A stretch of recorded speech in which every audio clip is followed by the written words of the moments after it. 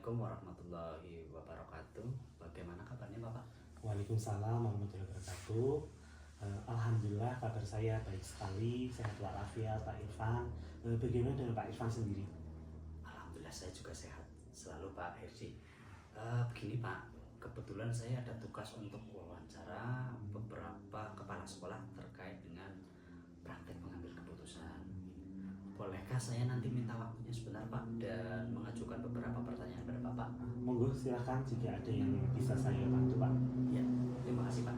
Jadi begini Pak, selama menjadi kepala sekolah di SD 3 Karangsari ini, adakah suatu masalah yang Bapak hadapi sebagai pemimpin di mana masalah itu menimbulkan dilema dalam penyelesaiannya?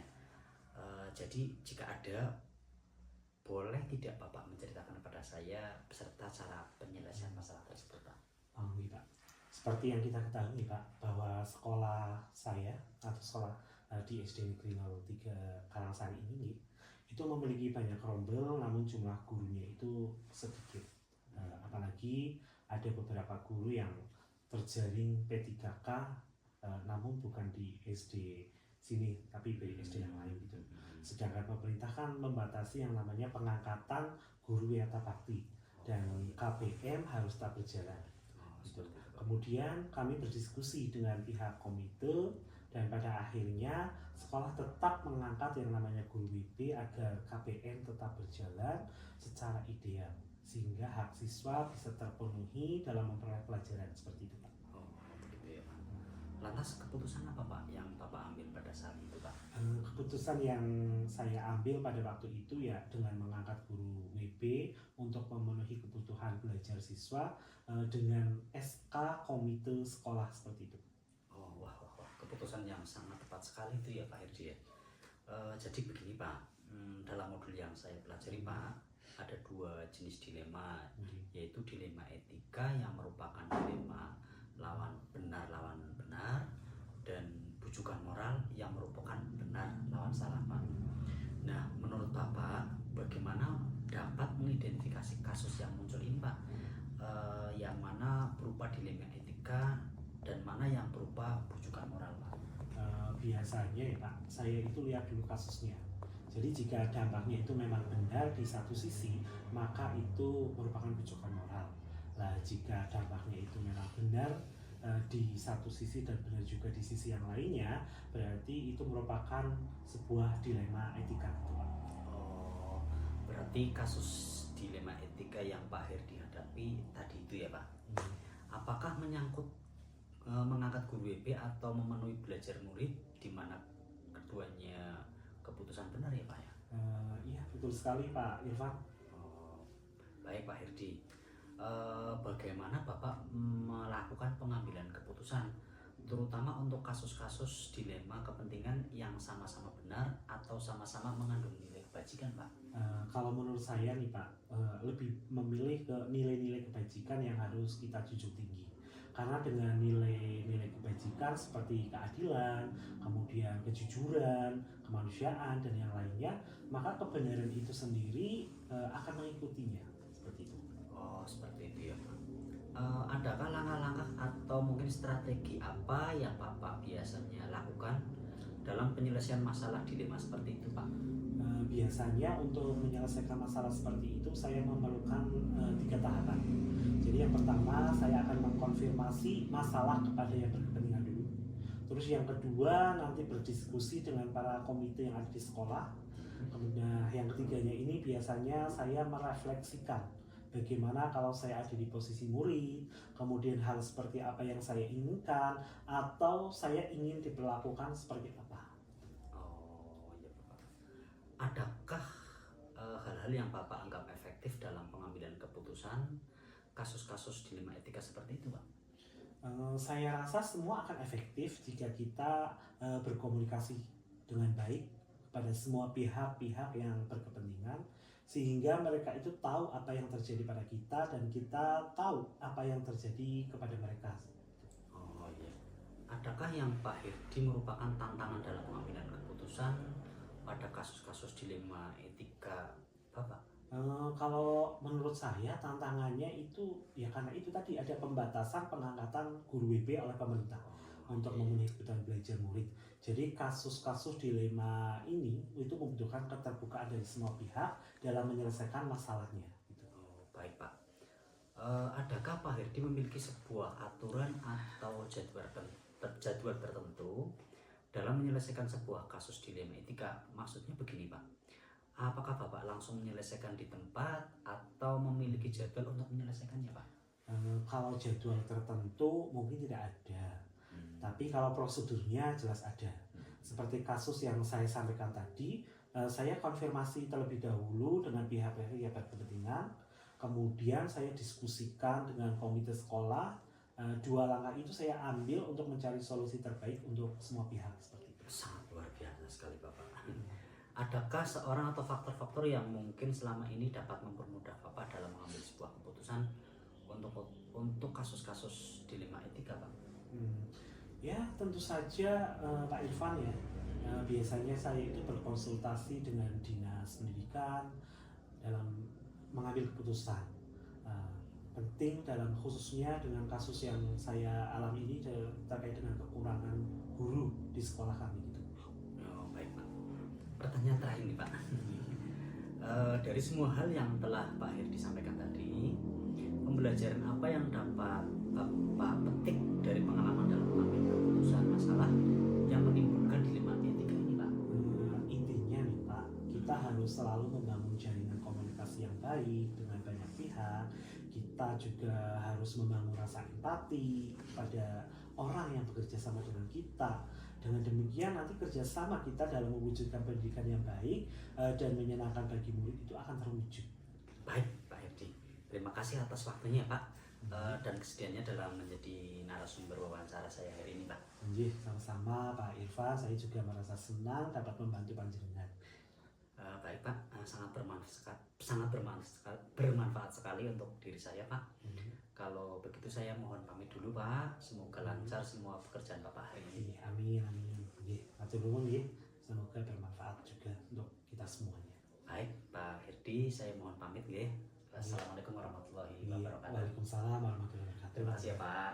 Sama-sama.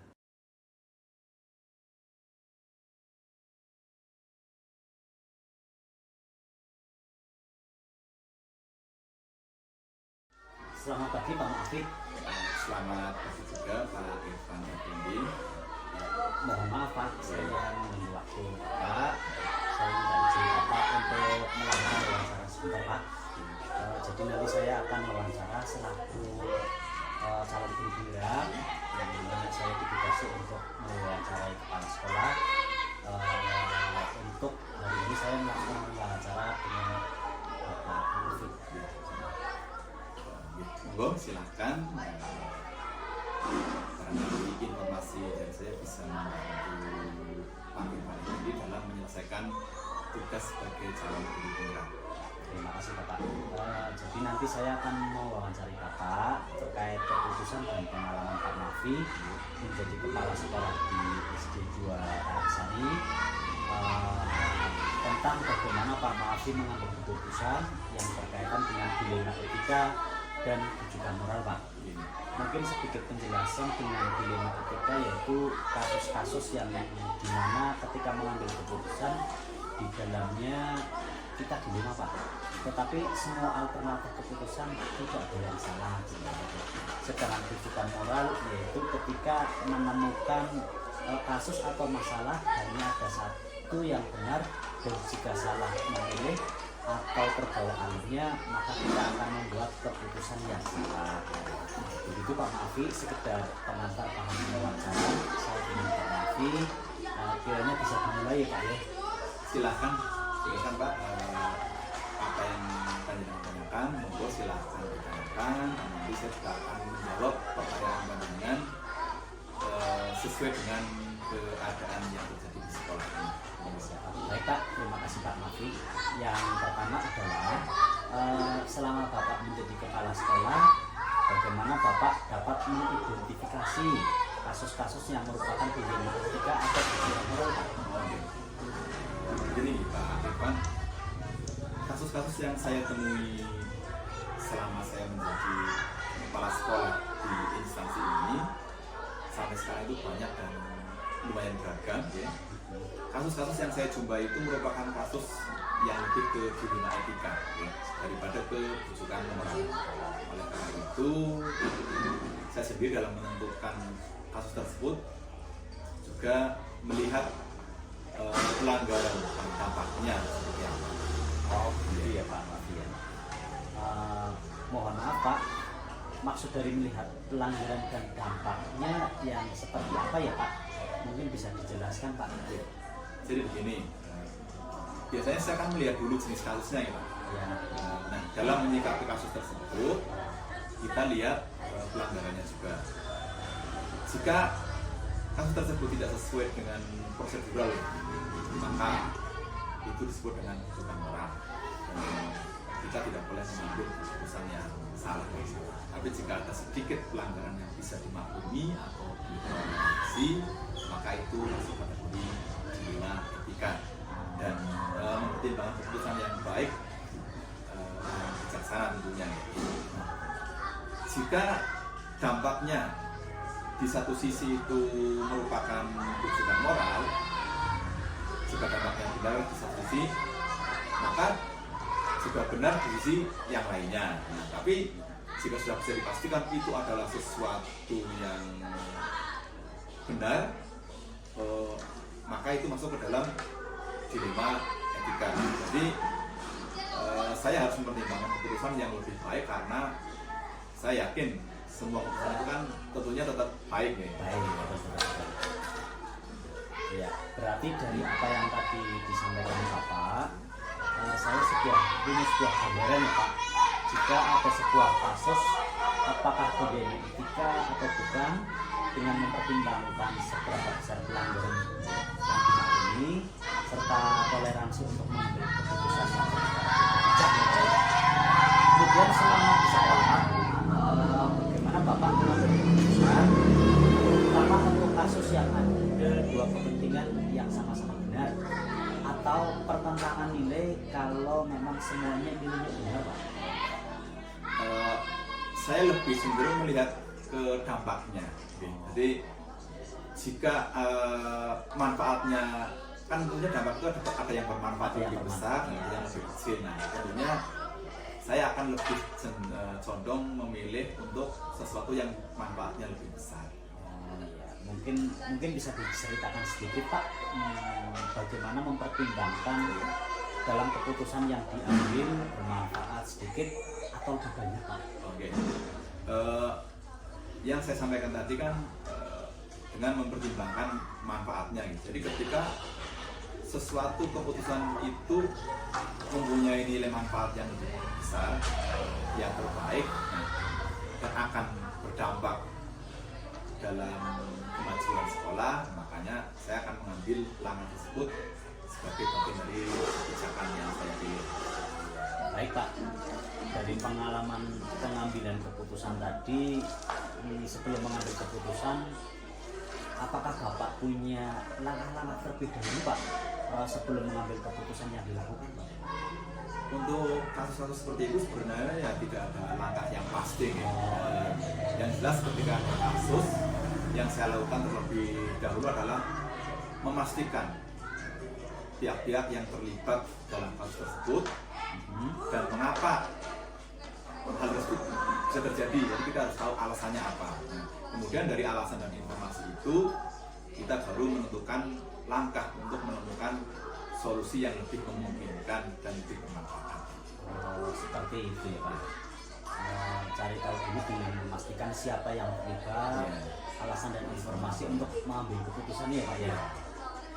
Baik Pak. Kemudian dari pengambilan keputusan yang dilakukan, hal-hal apa saja yang paling dianggap efektif Pak? Saya kira efektivitas dari sebuah pengambilan keputusan itu lebih ke dari sumber kasusnya dan siapa yang terlibat. Misal ketika kasusnya itu terjadi pada murid, maka akan lebih mudah guru yang menangani karena guru itu lebih komplit dan lebih sebagai orang yang selalu mengawasi murid tersebut. Begitu ya Pak. Betul. betul juga ya Pak, kalau murid searah sedangkan guru lebih kompleks faktornya dan banyak yang terlibat ya Pak. Kemudian Pak, ada tidak Pak dalam pengambilan keputusan ini muncul tantangan-tantangan yang dihadapi? Tentunya pasti ada, karena setiap kali kita mengambil sebuah keputusan itu pasti ada tantangan-tantangan yang kita hadapi ya. Yang menurut saya lumayan berat itu ya lingkup atau cakupan yang dihadapi, cakupan kasus yang dihadapi. Semakin luas atau kompleks kasusnya, itu kita akan semakin berat dalam memutuskannya. Karena cakupannya lebih luas, mungkin lebih susah ya, ya mikirnya lebih banyak. Sehingga pemikirannya ke depan itu kira-kira yang terbaik menurut Bapak yang bagaimana dalam pengambilan keputusan? Hal tersebut tentunya tidak bisa dibuat jadwal gitu, karena namanya kasus kan kadang datang secara tiba-tiba. Tapi yang pasti kita harus segera mengambil tindakan atau menangani kasus yang terjadi agar tidak berkembang kemana-mana. Dan intinya dalam pengambilan keputusan itu tidak ada jadwal yang pasti ya Pak, intinya mengalir saja. Mengalir saja. Nah, itu tadi terkait dengan pengambilan keputusan dan tantangannya Pak. Kemudian dalam mengambil keputusan ada beberapa faktor dalam memilih alternatif pengambilan. Ada tidak Pak hal-hal yang menjadi faktor pengambil keputusan ini Pak? Dalam mengambil keputusan tentu kita harus mempelajari dulu permasalahannya. Nah, setelah itu baru kita memutuskan dengan pertimbangan yang matang dan tentunya dilihat juga dari segi manfaat dari pengambilan keputusan yang kita tentukan. Nah, kalau hal yang menjadi faktor adalah rekan-rekan guru dengan melakukan musyawarah, kita diskusi sebelum mengambil tindakan, itu juga sangat penting. Ya, faktor-faktor koordinasi atau kerjasama dengan sama guru itu juga merupakan sesuatu yang harus dipertimbangkan sebelum mengambil keputusan. Ya, terima kasih Pak Mafi. Ini yang terakhir ya Pak ya. Dari pengambilan keputusan berdasarkan dilema juga, tadi yang disampaikan Bapak, kira-kira pembelajaran apa yang dapat Bapak ambil atau Bapak petik dalam pengambilan keputusan tersebut Pak? Atau dalam kata lain itu sebuah hikmah yang bisa diambil Pak atau gitu? Ya, artinya hal terpenting dari kejadian tersebut adalah sebagai atasan atau sebagai kepala sekolah itu kita tidak boleh berubah atau berusaha dalam mengambil sebuah keputusan. Kita harus mempelajari dulu, dipertimbangkan, didiskusikan dampaknya bagaimana. Jadi nanti keputusan yang kita ambil itu benar-benar merupakan keputusan yang terbaik dan akan berdampak positif pada lingkungan sekolah. Jadi tidak boleh kita mengambil keputusan ini nanti akan menimbulkan sebuah permasalahan yang lain. Jadi kita itu dalam mengambil keputusan itu harus tepat ya Pak. Seperti itu. Baik Pak, ini sekaligus saya belajar dari Bapak ya Pak. Bagaimana cara seorang kepala sekolah dalam mengambil keputusan. Karena suatu saat nanti saya juga pasti akan menghadapi dilema itu ya Pak ya. Bagaimana saya dalam mengambil keputusan harus menganalisa kasus terlebih dahulu, siapa yang terlibat dan dampaknya seperti apa, seperti ya Pak. Tentunya sebagai kepala sekolah kan kita harus bisa tenang, berpikirnya ya sini, jangan bawa emosi ketika kita dalam menyelesaikan sebuah masalah. Jadi nanti harapannya kan ketika kita mengambil keputusan, itu ada keputusan yang bagus yang tidak menimbulkan masalah baru. Contoh misalkan ada sebuah permasalahan yang saat tadi saya lihat ya Pak, itu luar biasa sih. Ini sebuah pengalaman yang luar biasa Pak. Jadi di situ kita harus berani mengambil sebuah langkah-langkah yang tidak tidak menimbulkan permasalahan yang lain. Ya Pak, terima kasih ya Pak, luar biasa sekali dialog hari ini. Saya sendiri selaku calon guru penggerak, mudah-mudahan dapat berbagi jejak Pak Mafi dalam mengambil keputusan yang terkait dengan lingkungan yang terjadi Pak. Sama Pak Ivan, semoga dialog ini juga bermanfaat untuk kita semua dan untuk yang lain, dan tentunya juga sebagai bagian dari proses Pak Ivan dalam menyelesaikan tugas pendidikan guru penggerak. kasih Pak Afif, terima kasih Pak. Ya, terima kasih Pak.